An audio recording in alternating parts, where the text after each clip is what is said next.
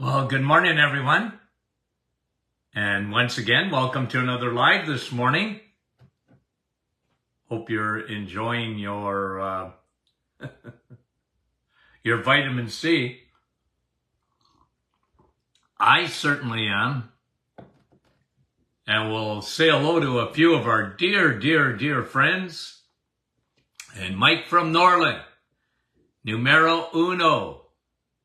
And Eva, well, good morning to you. Holly from Kansas, good morning.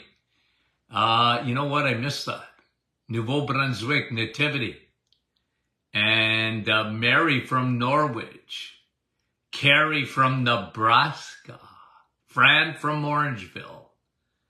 And Wendy, good morning. Markham. And Madeleine, bonjour. Suzanne. And Nick from our staff. And Sue, good morning. And Jody, we appreciate you guys. Francis from Vaughan. Roma. And Francine, Thunder Bay. Bon matins. Sandy, Chilliwack, British Columbia. Brenda, Walford. And Christine, Mississauga. And Janice, good morning from Brampton. Elsie, good morning. It looked like Newfoundland. Donna and Catherine, Springdale, Newfoundland. Georgie, Halifax, Nova Scotia. Gloria, good morning. And Donna from Bell Valley. Guylaine, bonjour. And Glenna from New Brunswick. Jeanette, bonjour. Kevin, how are you? Yeah, Kev, I always miss you. And somebody just see, it gets caught up. Mara, my screen has changed, guys. Yolande, bonjour. And if it gets up a little higher, Stephanie, I miss you, Marilyn, from Edmonton. It goes up in a little higher up than it used to. Lise, Susan. I'm trying to fix it, but I don't know how. Doc McEwen, good morning, West Tennessee. Joanne from New Brunswick. And Thea, Saskatchewan. And Cheryl. Cecilia. And Rhonda. Help me, Rhonda. And you see, it went up. West Tennessee, I can't see it. Lori Lee, Ventura, California. Rosa. Okay, guys, I'm going to try and get this fixed. Brenda from Campbell River. Trudy, Canada. Robin, Connecticut. And Eileen from Georgina. Sandy, those screens, yeah, yikes. And another Rhonda and Linda, Spruce Grove. Okay, a couple of things I wanted to talk to you about. One of them was brain fog, and a lot of people suffer from that. Okay, brain fog. And one of the things when I wrote a book on chronic fatigue syndrome years ago, I talked about one of the number one things that people with adrenal exhaustion get. And whenever you see chronic fatigue syndrome, ME, whatever they want to call it, remember, there is a huge brain fog component. I believe that's due to inflammation, okay? So think of what the adrenals, okay, guys? Just think about this for a minute. Okay? That's the fight or flight. Okay? Inside. That's all right if someone is scaring you. That's just normal. You want that. You want that turned on. You want to respond. You want to turn around and punch someone or run. Okay? That's the fight or flight. Your body is fearfully and wonderfully made. You got that built in. Okay? Problem is when that doesn't get turned off. And one of the areas it affects is the brain. Okay? So I just want to, let's do a little bit deeper dive on brain fog because, and let me classify, I've written down a few things here. What is brain fog, okay? Classified by, or at least some of the symptoms, obviously you have trouble processing. You're searching, you have trouble processing, you have trouble, everything seems to slow down in the brain, you have trouble focusing, maybe a little bit of sorting, for some, mild depression, mood, okay? Mood seems to be a little bit low. That would be, I used to have patients tell me it was like having cotton in the brain. Okay? And, your brain wasn't sharp. It wasn't processing like it should, or like it used to. And, that's an important symptom. And I used to see lots and lots of it in the office. And again, I go through a pretty extensive history, and I did a fair analysis of what we usually found. So let me categorize it. I put down 9 things, okay? So if you're taking notes, okay? I know some of you do. You take notes. Obviously, I just talked about it. What could cause brain fog? Chronic stress. Okay? Now, a lot of people, when the flight or fight, cortisol will save your life. It really will. If someone's chasing you, it could save your life. But it can kill you too if it doesn't get turned off. Okay, so chronic stress, think about that. And when you're stressed and your body has got almost like, sometimes a lot of people don't realize this, but sometimes they can feel cortisol if they sort of focus a little bit and they go, you know what, I do feel a little bit of a vibration inside. It's almost like like that. A little vibration inside. And when you're chronically stressed, you don't sleep properly. When you don't sleep properly, you're chronically stressed. What a vicious cycle that is. Well, okay. That can give you brain fog. Now your brain is not operating on all its cylinders. Okay? And there's a fog of war. Inflammation sets up because think of it, okay? If this doesn't get toned down, your body responds with an inflammation response. And it's the fog of war, your chemistry, your cells, your neurological system in the brain is not communicating like it should. There's a fog of war. I love that. Inflammation, a fog of war. And the cells don't communicate like they used to. And then you can get symptoms of brain fog, okay? Difficulty processing, difficulty concentrating, mood down, mild depression. Those are things that happen with brain fog, okay? Can't sort like, like they used to do. I think they use machines in the post office now, but they used to have mail sorters, and they'd sort all that mail. And your brain can't sort like it used to. Slow, it seems to be in neutral to some extent, okay? Chronic stress, cause number one. Cause number two, poor diet. A lack of nutrients. Your brain needs those nutrients, guys. It really does. And you know, when we went on a low-fat, high-carb diet, which is characterized by about, prevalent in about 90-something% of the population in North America, it's absolutely crazy. But that affects your brain.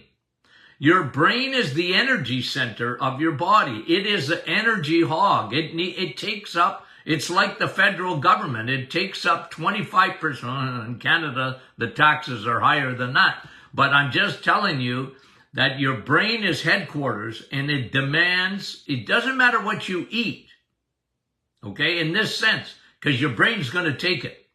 So if you're eating sugar or processed foods that get turned into sugar in nanoseconds, your brain says, okay, that's what you're giving me. I got to process it because I need energy.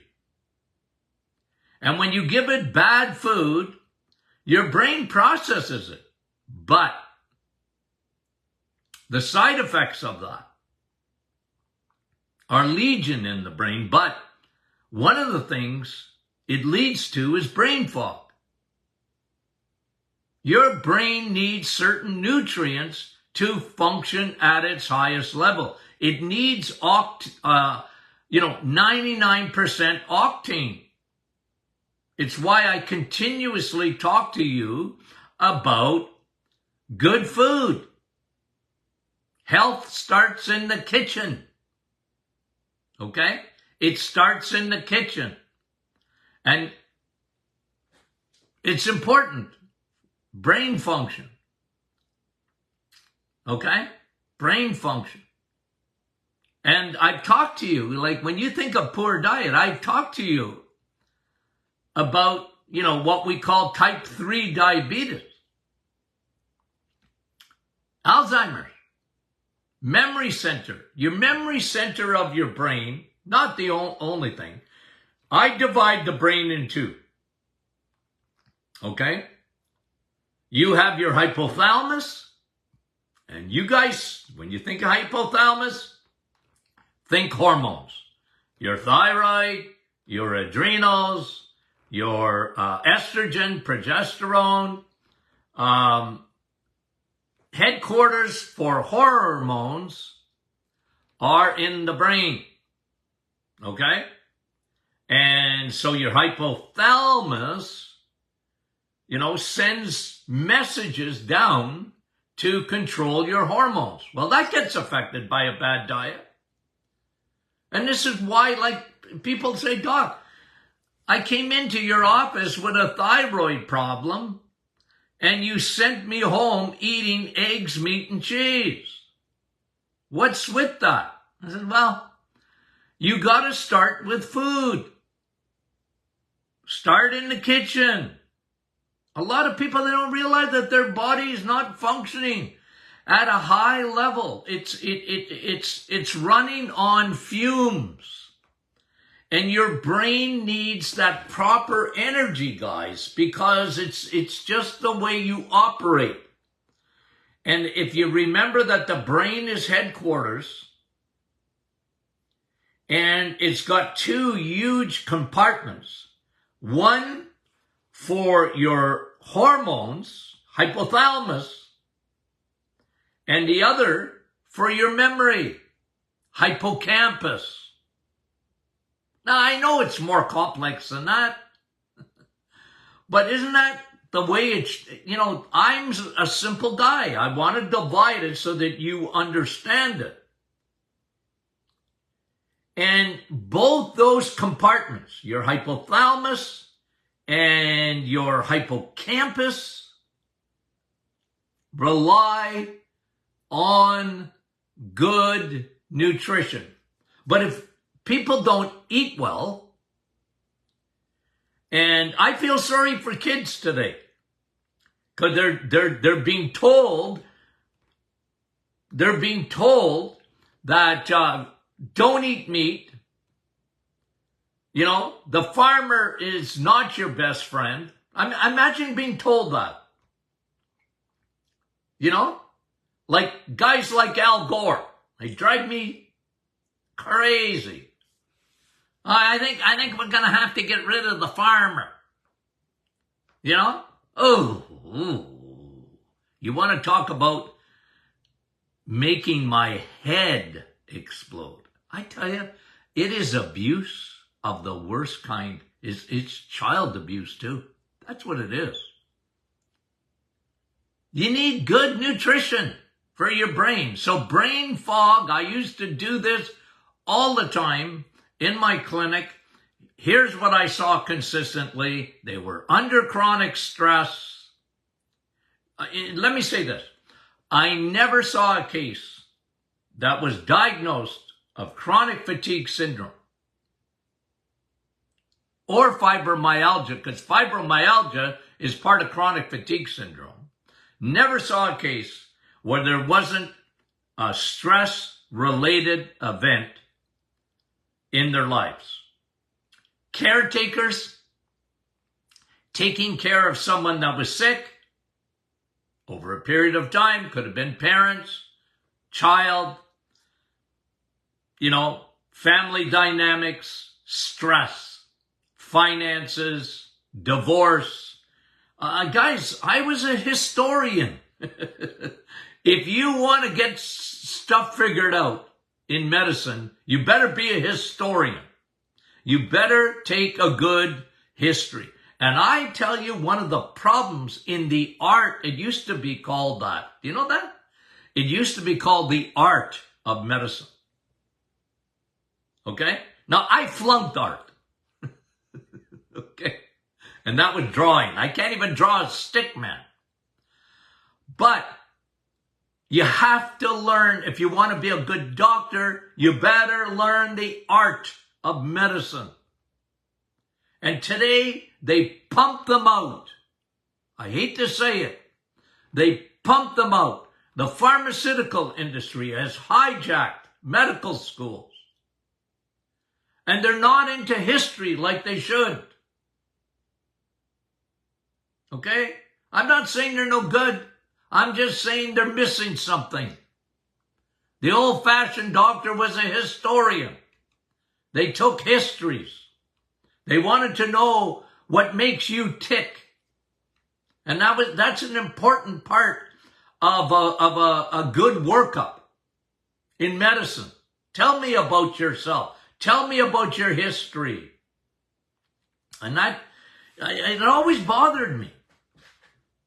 My dad was so good at it. Give me your history. He used to tell me, listen to your patient. They have inside information. And today, doctors, man, you can ask me one question. What? Like, are you kidding me? Oh, why did I start on that? Oh, yeah. Taking a history. Oh, chronic stress.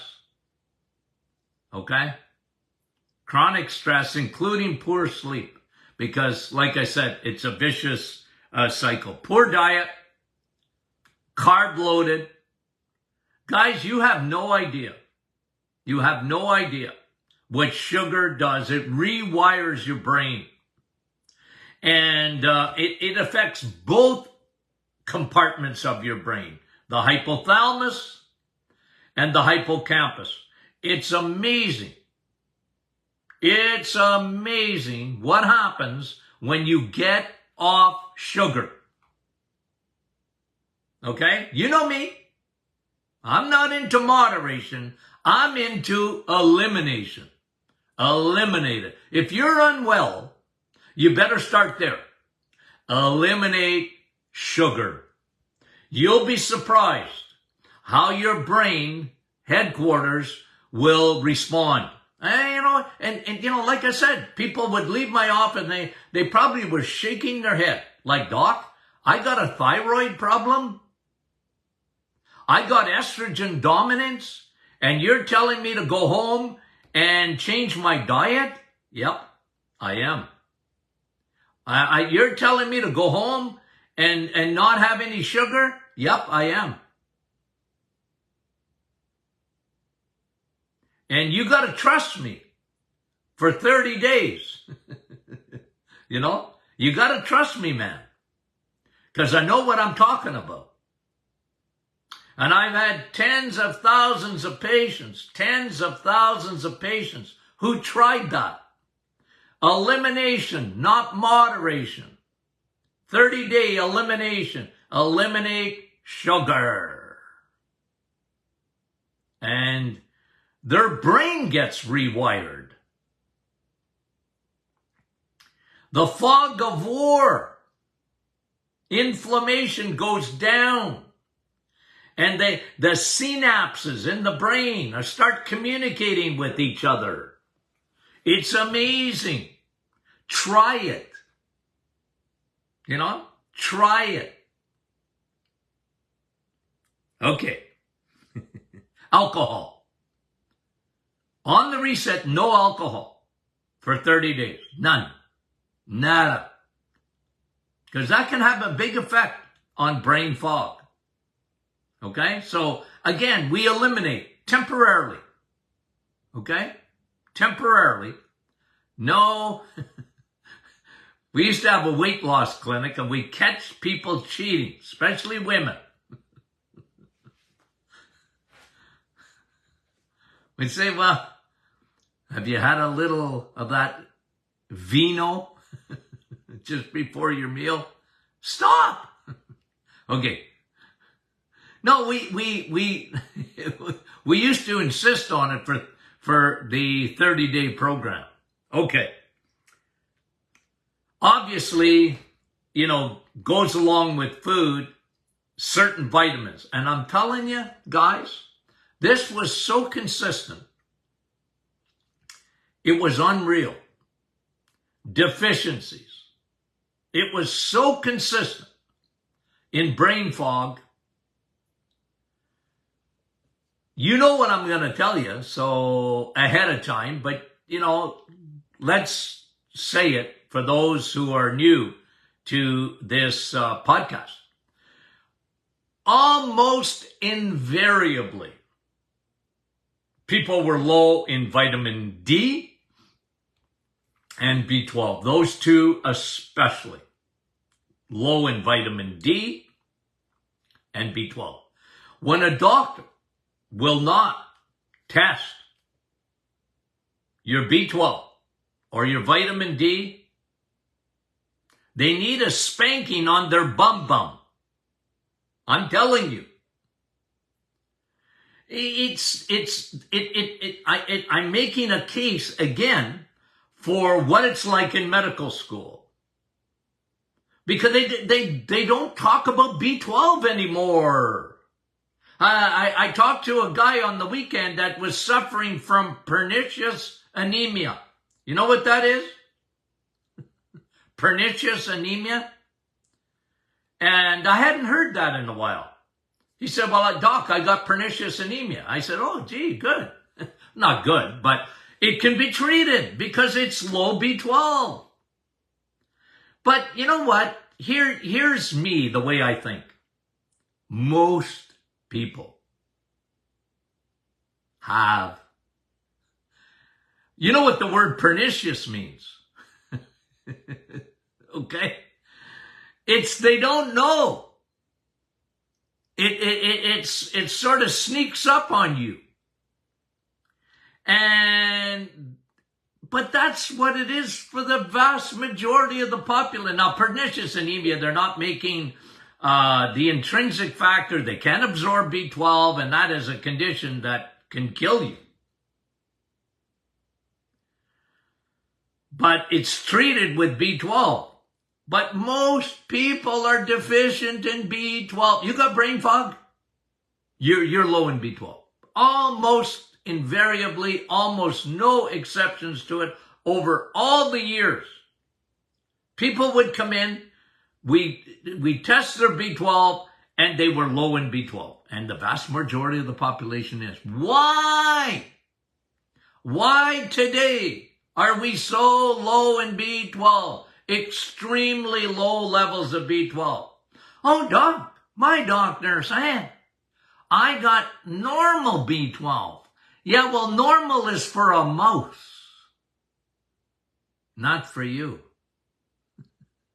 Your body, especially headquarters, your brain, needs B12 to be optimized.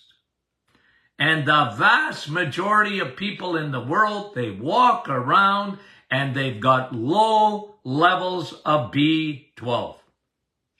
They have pernicious anemia, but they don't know it. Okay? And I'm using that word just because the guy was telling me about it on the weekend. I said, I haven't heard that for a bit.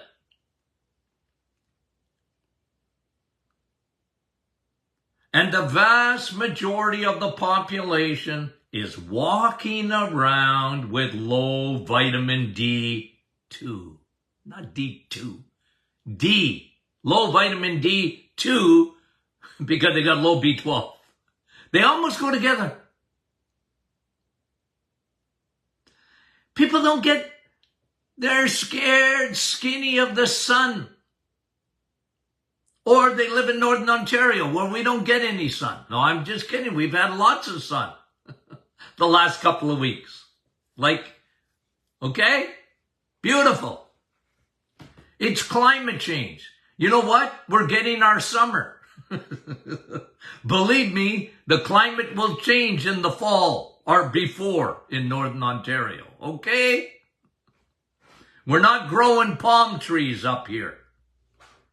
All I'm saying is people are consistently and chronically low in B12 and vitamin D. And boy, those are big factors in your brain. And it should be the first thing we test in blood work. The first thing. Let me see your B12. Let me see your vitamin D. But doctors are not trained because physicians,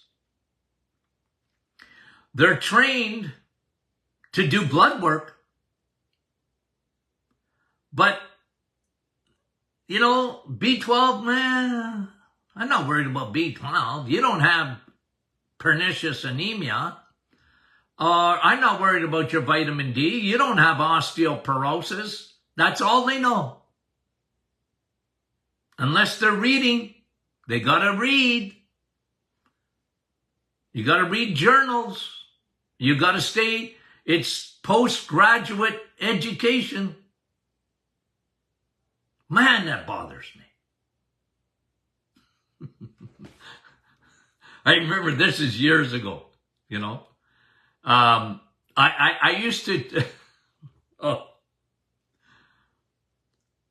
I used to belong to, I worked for a company just on the side to teach, you know, all physicians, most professions, by the way, they have to have every year they need to update their education.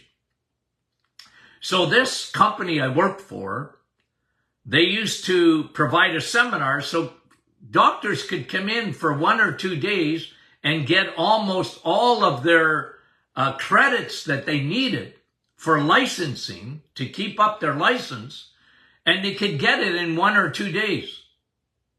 And you know, I used to teach that, and they used to like me because I used to make them laugh. You know? But I said, you doctors, okay, put your hand up. Put your hand up if you take omega-3. Almost all their hands went up. They took a supplement. Fish oil. How many of you taking fish oil? And there was cardiologists there. There was all sorts of different doctors. Yeah, they put their hands up. You know, let's say 60, 70% of the room. And I said, you bunch of hypocrites. You're a bunch of hypocrites. You take omega-3, but but you don't tell your patients to take omega-3. That's hypocrisy. And they'd all laugh. And then I'd say, well, how many of you guys, when's the last time you gave a B12 shot, or a nurse in your office gave someone a B12 shot? And they all look at me like, why are you talking about B12? Because it's important. And then I talk to them about vitamin D. All you think of is vitamin D and what it does for your bones. That's what you've been taught.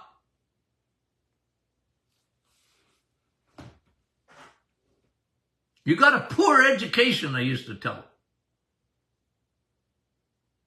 You got a poor education compared to the old-fashioned doctors. Anyway, ooh. So when you got brain fog, you're deficient. Vitamin D, B12, almost for sure. Omega-3, almost for sure. Magnesium, your brain needs magnesium, almost for sure. Okay? That's what I used to test. Anyway, your gut. You know, they don't look at the gut-brain connection. And they should. Because serotonin, mood, there's more serotonin in your gut than there is in your brain. And that gut-brain connection, leaky gut, leaky brain. It was, if I talk about the gut, and it was almost like I was coming from outer space. I said, well, the biggest thing in medicine, researchers, not you guys, but I said the biggest thing in medical research is the microbiome. I've only been talking about it for 40 years. The importance of the war that goes on inside your body between good and bad bacteria. I said that is essential. And your medications that you give out, okay, sometimes people need to take their medications. I get that. I said, but you got to understand what it does. It affects the microbiome, especially antibiotics. And it can disrupt the microbiome, the balance that's in there. Then you get an invasive species that comes in. And it can get up into your brain and bring heavy metals into the brain. And can give you a brain fog. The gut-brain connection. Yeah, and then hormones. Hormones. We talked about the hypothalamus. And you get too much estrogen. You become too much of a woman. And men become too much of a woman too. And when men get too much estrogen, their testosterone sinks like the Titanic. It creates an imbalance. And most men after 50 that I tested have more estrogen than their wives do. And their testosterone, you want to know why men get brain fog? One of the biggest things, their testosterone is not registering on the Richter scale. Oh, Don, again, my testosterone, guys, when they test testosterone, when you send me your testosterone,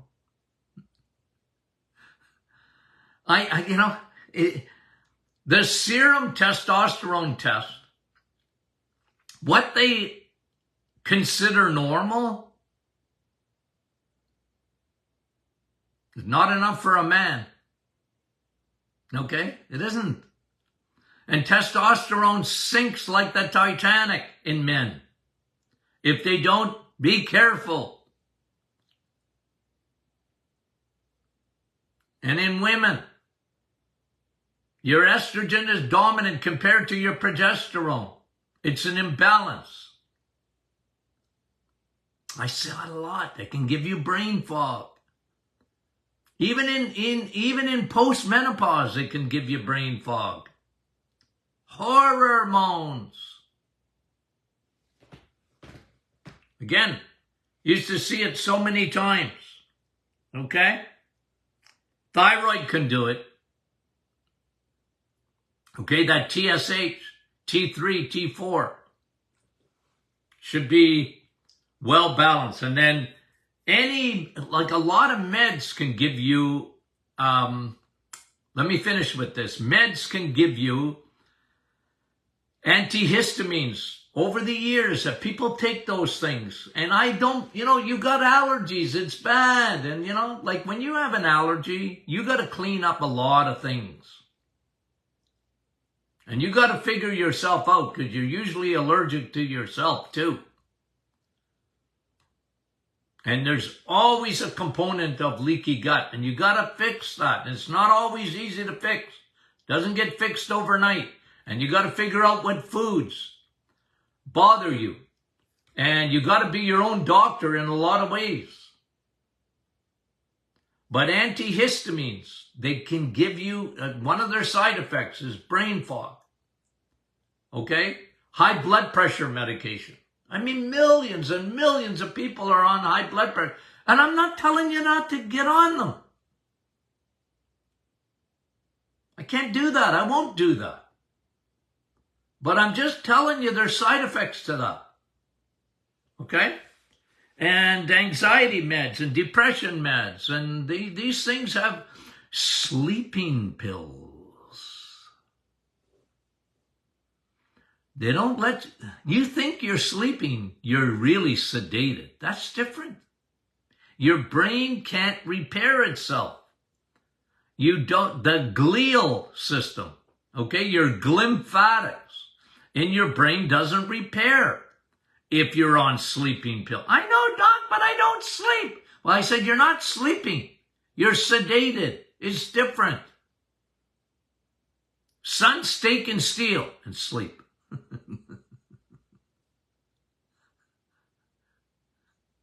I hope to have an announcement this week. Yep. Okay, on that book. I don't want to say too much because I disappoint myself, and then I don't want to disappoint you guys. You're going to love that book, though. I mean it. Okay. That was fun for me. I hope for you. Okay, brain fog. And I often go off on these rabbit trails. Ooh. Guys, we love you dearly, okay? We got a good week coming up. Lots of fun. And Friday is question and answer Friday. Don't be shy. Don't be shy. Okay? And join our private Facebook group. We love you guys. What a great community. We just love it, okay? And if you're not getting our emails, okay? I'm going to tell you, I'm a dinosaur. How do I fix that? I don't know. But go to martinclinic.com, and I think you can sign up for the emails if you're not getting them. I think. Don't ask me. Okay, guys. We love you dearly. Talk to you soon.